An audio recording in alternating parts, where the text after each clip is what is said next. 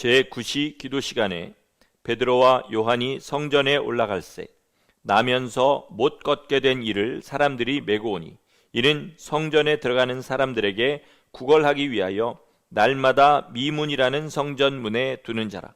그가 베드로와 요한이 성전에 들어가려 함을 보고 구걸하거늘 베드로와 요한과 더불어 주목하여 이르되 우리를 보라 하니 그가 그들에게서 무엇을 얻을까 하여 바라보거늘 베드로가 이르되 은과 금은 내게 없거니와 내게 있는 이것을 내게 주노니 나사렛 예수 그리스도의 이름으로 일어나 걸으라 하고 오른손을 잡아 일으키니 발과 발목이 곧 힘을 얻고 뛰어 서서 걸으며 그들과 함께 성전으로 들어가면서 걷기도 하고 뛰기도 하며 하나님을 찬송하니 모든 백성이 그 걷는 것과 하나님을 찬송함을 보고 그가 본래 성전 미문에 앉아 구걸하던 사람인 줄 알고 그에게 일어난 일로 인하여 심히 놀랍게 여기며 놀라니라. 아멘. 제가 제 자신을 냉정하게 살펴보고 또 목회하면서 많은 분들을 이렇게 바라보면서 새삼 깨닫게 되는 것이 있는데요. 그것은 이사야서 53장에 우리는 다 양 같아서 라는 말씀입니다. 이 양 같은 인생의 가장 큰 특징은 뭐냐면 각기 제 길로 가는 것입니다. 각기 제 길로 가는 것이죠. 이 시대에 믿음다운 믿음을 가진 사람 찾아보기가 참 어렵습니다. 또 저 사람을 보니 정말로 나 예수님 믿고 싶다 하게 만드는 사람을 찾아보기가 어려운데요. 그 이유는 바로 다 우리가 제 갈 길로 가기 때문에 그렇습니다. 양이 각각 제 길로 그렇게 흩어져서 가게 되는 이유는 단 하나입니다. 목자의 음성을 듣지 못하기 때문이죠. 양은 시력이 형편없는 그런 짐승이라고 합니다. 대신에 청각이 굉장히 발달해 있습니다. 그래서 자기 주인의 음성과 그렇지 않은 것을 잘 구별해냅니다. 그런데 주인의 음성이 들리지 않으면 그렇기 때문에 이들은 길을 잃게 됩니다. 그러니까 양이 제 길로 가는 이유는 목자의 음성이 들리지 않기 때문이라는 것입니다. 자, 제 길로 간다는 말을 성경적인 언어로 또 다르게 표현한다면 교만하다 이렇게 이야기할 수 있습니다. 여러분, 우리들은요 성경에서 뭐라고 하시든지 간에요 영어로 I don't think so 이 말 한마디면 그냥 더 이상 말도 붙이기가 어렵습니다.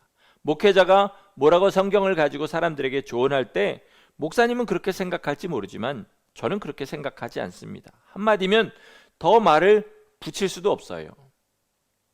제가 무시를 당해서 억울해서 이런 말씀을 드리는 것이 아니라요, 그만큼 우리가 교만하다는 얘기고요, 저도 예전에 보니까 그런 마음을 가지고 살았다는 것을 회개하면서 드리는 말씀입니다. 인생을 비추는 불을 붙이는 초에 비유한다면요, 성도는 두 가지 종류의 성도가 있습니다.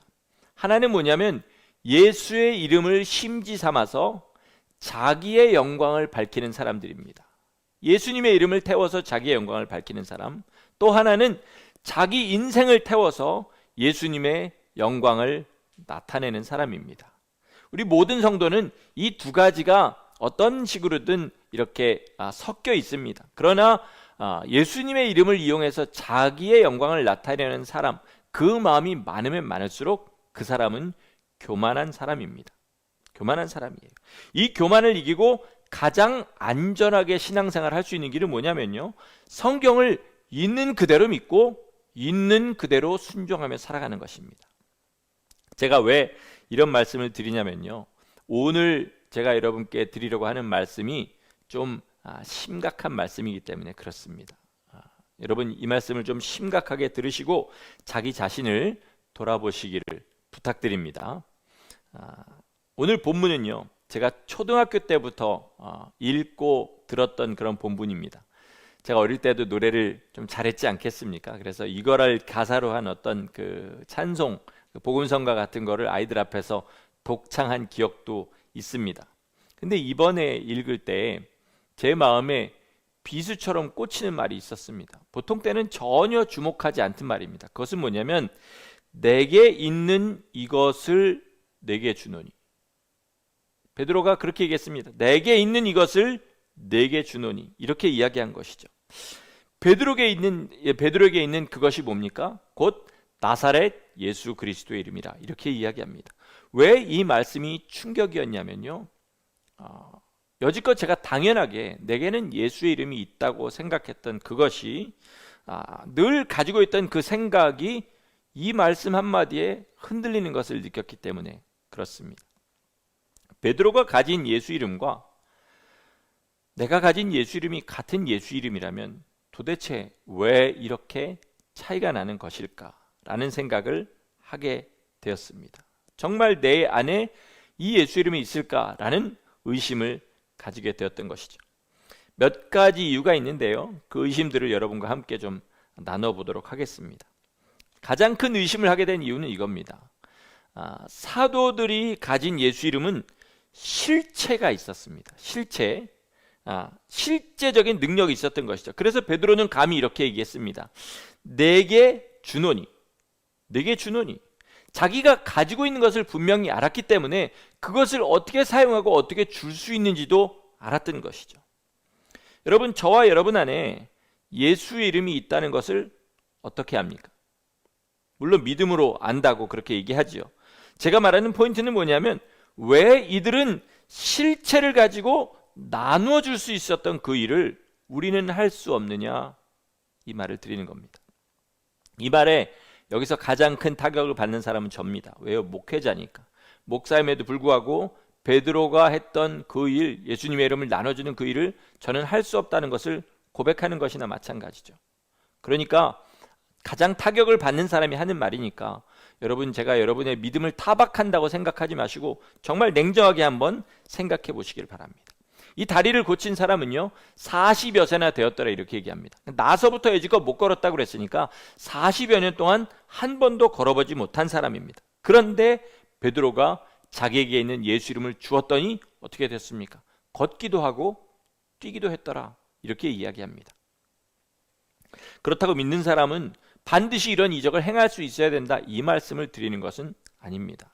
그러나 분명한 건 뭐냐, 베드로는 자기 안에 있는 예수 이름을 알았고 그 예수 이름이 이미 자기의 인생을 완전하게 뒤바꿔 놓았습니다. 이것이 우리에게도 있어야 된다는 것이죠.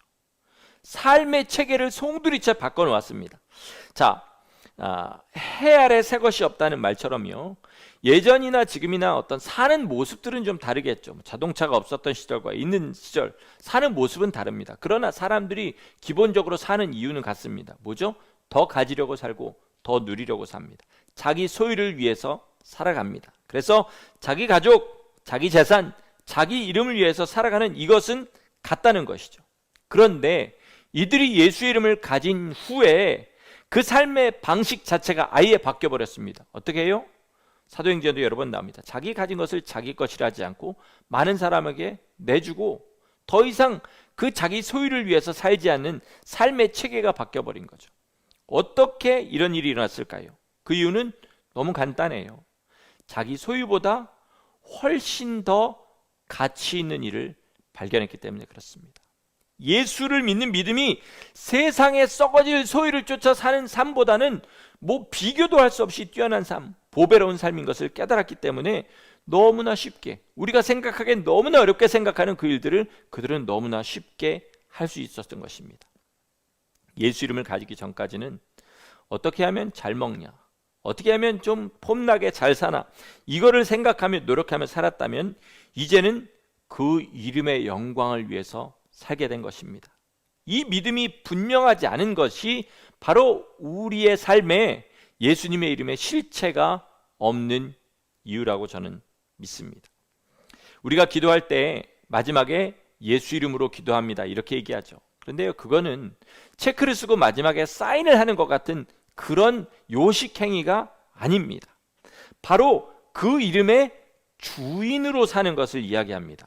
여러분, 예수님께서 우리에게 그 이름을 주실 때 성경은 그 이름을 빌려주셨다 이렇게 이야기하지 않아요.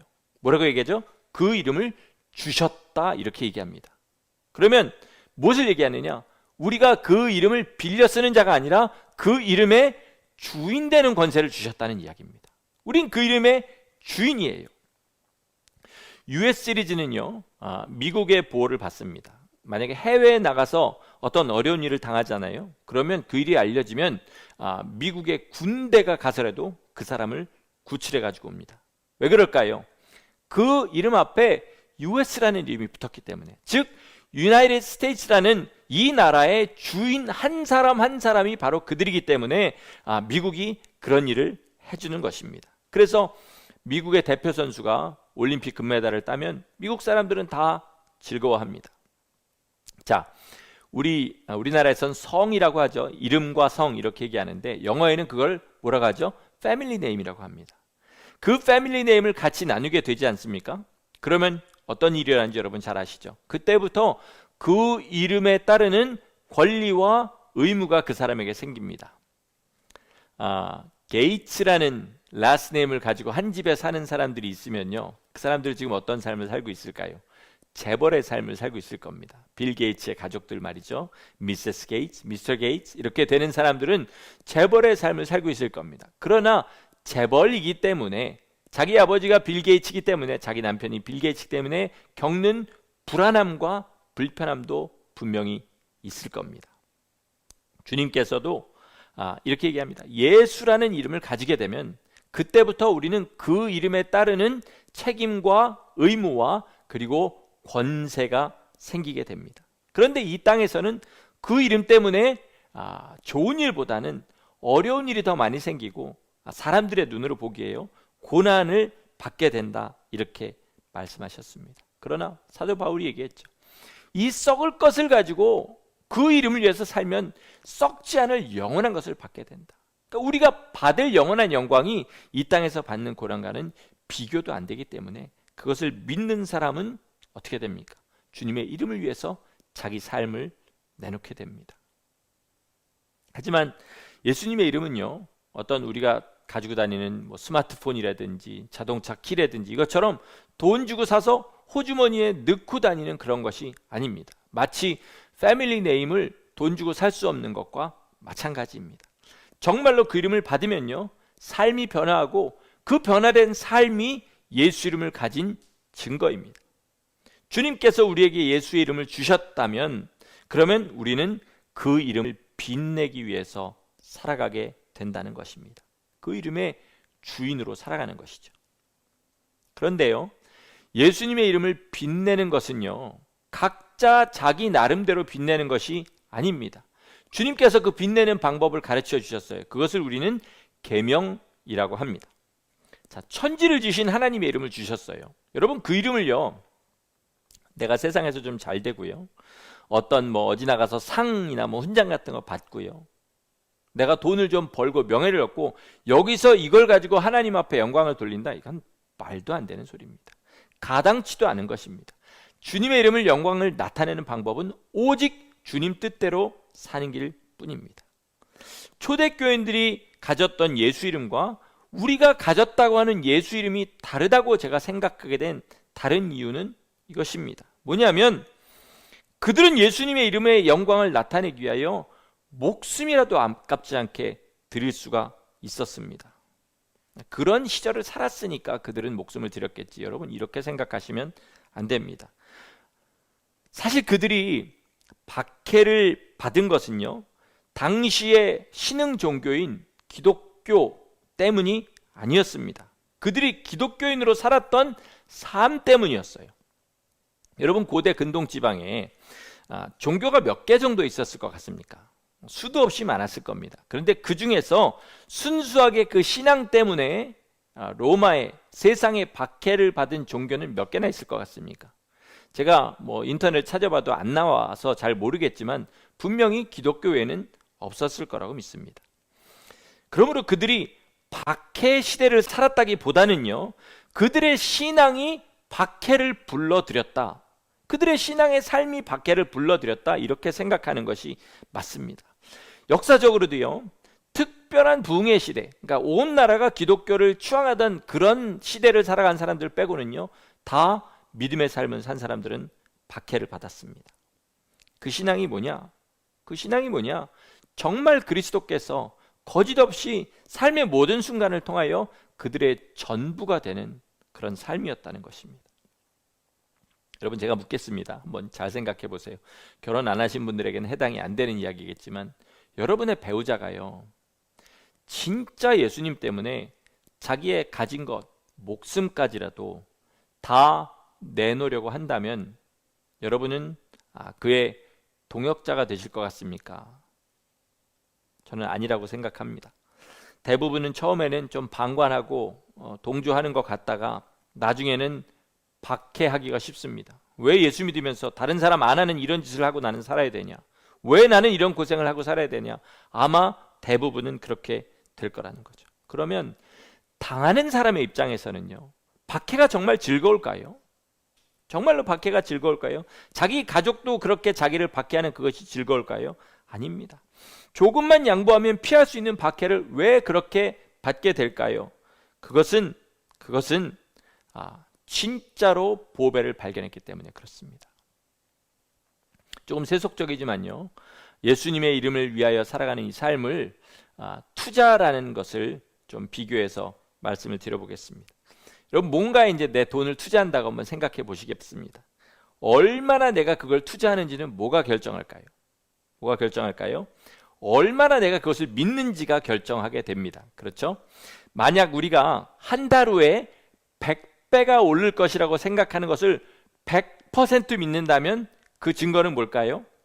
굶어 죽지 않을 만큼만 남겨놓고 한 달 동안, 그리고 내 가진 모든 것을 거기다 다 쏟아 붓는 것입니다. 그 믿음이 100%에서 90%, 80%, 70% 이렇게 내려갈 때마다 내가 투자하는 그 액수가 줄어들겠죠. 그럼 그 다음에 이제 생각해 볼 것은 이것입니다. 거기서 만약에 이윤이 생겼다고 해보겠습니다. 얼만큼이 내 이윤이 되나요? 얼만큼이 내 이윤이 되죠? 투자한 만큼 내 이윤이 됩니다. 이게 투자의 원리라는 것이죠. 요한복음 1장 14절은 이렇게 얘기합니다. 영접하는 자, 곧 그 이름을 믿는 자는 하나님의 자녀가 되는 권세를 주셨으니. 여러분, 진짜로 내가 하나님의 자녀의 권세를 가졌다고 믿으십니까? 정말 그렇다면 내 예수 이름을 가진 것이죠. 그런데 예수 이름을 가졌다는 증거는 무엇이냐?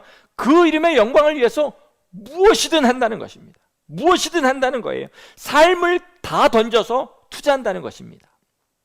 여러분, 제가 목사지만요, 목사가 되기로 결정한 것과 삶을 다 던져서 투자한 것은 two different story입니다. 전혀 다른 두 가지 얘기입니다. 그러니까 이 둘 사이에는 허드슨 강보다 더 넓은 강이 자리 잡고 있습니다. 제가 예전에도 한번 말씀을 드린 얘기 같습니다. 유명한 A.W. 토저 목사님하고 제가 자주 언급하는 레나드 레브닐 목사님하고는 둘이 자주 만나서 대화하는, 10년 차이 나지만 뭐 미국 사람들끼리 하고 10년 차이는 별 차이 안 나지 않습니까? 친구 같은 사이였어요. 이 두 분 다 20세기 미국과 영국의 최고 영적 거정을 뽑으려면 두 분 다 아마 들어가는 그런 분일 겁니다. 그런데 레브닐 목사님이 토저 목사님에게 이런 이야기를 들었다, 이렇게 추억하는 내용을 보았습니다. 뭐라고 하셨냐면, 그러니까 레브닐 목사님의 first name이죠. 우리는 천국에서 베드로나 바울이나 데이빗 브레이너드 같은 사람들이 주님께 아름다운 면류관을 받는 것을 보게 될 거야. 우리는 그들이 면류관을 받는 것을 부러운 눈으로 바라보는 가난뱅이에 지나지 않을 거야 라고 이야기했다는 것입니다. 이게 무슨 말입니까? 토저 목사님은 자기가 베드로나 바울이나 데이빗 브레이너드만큼 자기 삶을 투자하지 않았다고 고백하는 겁니다. 그리고 내가 투자한 만큼만 받게 될 것이라고 스스로 자인하는 이야기를 했다는 거죠. 성도님들께 여러 번 제가 말씀드렸습니다.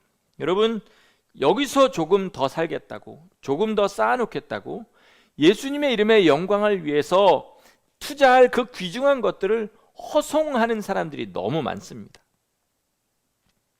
그러면 지옥 갈 죄를 짓는다, 제가 그 말씀을 드리는 것은 아닙니다. 그러나 통장의 잔고는 쌓이고요, 몸은 좀 편할지 모르지만요, 그 나라에 가서 받을 상은 없을 거라는 말씀을 드리는 겁니다. 여기서 돈 1000불을 은행에 저금하면서 나중에 한 달 있다 찾을 때는 10,000불을 찾을 거야, 이렇게 생각하는 사람은 하나도 없습니다. 마찬가지로 이 땅에서 내가 주님의 이름의 영광을 위하여서 내 것을 포기하고 주님의 이름의 영광을 위하여 모욕당하지 않고 자기 삶을 던져놓지 않은 사람이 하늘에 가서 무슨 상을 받게 될 거라고 기대하셔서는 안 됩니다. 그래도 천국이니까 상은 없어도 즐겁고 기쁘게는 살겠지, 이렇게 생각하셔서도 안 됩니다. 바울은 분명히 얘기했습니다. 그런 구원은 다 불에 타버리고 아무것도 남지 않은 상태에서 받는 구원과 똑같은 것이다. 마태복음 25장은 더 무섭게 얘기합니다. 뭐라 그러죠? 한 달란트 받은 종이 받아놓고 땅에 묻었다 그대로 드렸더니 그가 어떻게 됐습니까? 바깥 어두운 곳에 쫓겨났다는 그런 말씀을 주님께서 직접 하셨습니다. 여러분, 예수 이름을 가진 삶은요, 항상 선택하는 삶입니다. 내 이름을 위해서 살 것이냐, 내 욕심을 위해 살 것이냐, 아니면 예수 이름의 영광을 나타내기 위해서 내 것을 투자할 것이냐. 여러분, 무엇을 선택하든지 그 선택은 우리에게 주어진 자유입니다. 이게 자유의지라는 것이죠. 다만 주님을 선택하면 그 안에 세상도 있을 수 있다. 제가 여러 번 말씀을 드렸습니다. 그러나 세상을 선택하면 그것으로 끝입니다. 아까 말한 그 토저 목사님이 레브닐 목사님에게 이야기한 내용 중에 이런 이야기도 있습니다. 뭐라 그랬냐면, 나는 내가 한 일에 대해서는 후회가 없습니다. 두려운 것도 없습니다. 그러나 내가 할 수 있었는데 하지 않았던 일들에 대한 두려움이 있습니다. 주님은 내가 한 일의 겉모양을 보지 않으실 거기 때문에, 주님은 오직 내가 왜 그 일을 했는지를 볼 것이기 때문에 나는 그것이 두렵습니다. 이렇게 이야기했습니다. 무슨 말입니까? 뭘 했느냐보다는 왜 했느냐가 더 중요하다는 것이죠. 아까 주님을 선택하면 그 안에 세상도 있다고 방금 말씀드렸죠. 그런데 주님을 택해서 세상에 성공을 했다고 해보겠습니다. 그럼 그 사람이 진짜로 그 일을 한 이유는요, 그 세상의 성공을 가지고 어떤 삶을 사느냐를 보면 알 수 있습니다. 그 세상의 성공을 가지고 잘 먹고 잘 살고 편하게 사는 것이 그 사람의 결과라면 그 사람은 결국은 주님을 왜 섬겼느냐? 그것을 위해서 섬겼다는 거죠. 설사 사역자로 큰 부흥을 일으켰다 해도 마찬가지입니다. 오늘 베드로를 보세요. 자기가 안진뱅이를 걷지 못한 사람을 일으켰습니다. 3장 19절 20절에 보니까 뭐라 그러냐면, 왜 내가 개인의 권능으로 이 일을 한 것처럼 나를 주목하느냐, 이렇게 이야기합니다. 내가 아니라 예수 이름을 믿는 그 믿음이 이 사람을 낫게 하였다. 베드로의 오직 한 가지 목적은 뭡니까? 예수 이름의 영광을 나타내는 거였어요. 이것이 우리 가운데도 있어야 된다는 것이죠. 여러분, 아주 작은 차이가요, 나중에 엄청난 차이를 만들어냅니다. 로켓을 달이나 다른 행성에 쏘아낼 때요, 과학자들 뿐만 아니라 아주 뛰어난 수학자들까지 매달려서 계산을 한다고 합니다. 왜냐하면 아주 미세한 차이 하나가 이 우주선을 우주의 미하로, 그러니까 사람 하나를 우주에서 떠돌다가 죽게 만들 수도 있기 때문에 그렇습니다. 여러분, 우리의 신앙생활이요, 여러분의 신앙생활이요, 지금 정말로 예수 이름의 영광을 위해서 하는 것이 아니라면요, 지금은 별 차이 없을지 모르지만 나중에는 엄청난 차이가 나게 됩니다. 우리가 많이 보고 들어서 아는 말년이 아름답지 못한 주의 종들이 있습니다. 어떤 분들은요, 처음부터 자기 영광을 사랑해서 그렇게 시작하신 분도 있을 거고요. 어떤 분은 하다 보니까 이게 점점 사람들에게 칭찬을 받게 되고 교회가 커지다 보니까 그런 것이 끼어든 사람도 있을 겁니다. 이분들이 주님 앞에서 어떤 판결을 받게 될지 저는 주님이 아니기 때문에 모릅니다. 그러나 분명히 알 수 있는 것은 처음에 가졌던 그 마음, 순수하게 주님을 사랑했던 마음을 끝까지 가지고 있었더라면 그렇게 해서 받게 되는 심판과 지금 그렇게 변질된 상태로 주님 앞에 가서 받게 되는 심판은 분명히 엄청나게 다를 것이라는 겁니다. 이건요, 비단 목사들의 이야기만은 절대로 아닙니다. 성도도 다 마찬가지입니다. 간증들을 많이 하십니다. 이렇게 이야기를 하면. 근데 여러분, 저도 이제 간증을 가끔 하고요. 간증을 하는 목적이 끝나고 나면 저 사람 듣고 나니 자기 자랑이네, 이렇게 되기가 참 쉽습니다. 자기가 한 말을 다 생각해 보세요. 보면 자기 자랑인 경우가 참 많아요. 주님 자랑이 아닌 경우가 많죠. 여러분 정말로 예수 이름을 가지고 그 이름의 영광을 나타내려고 사십니까?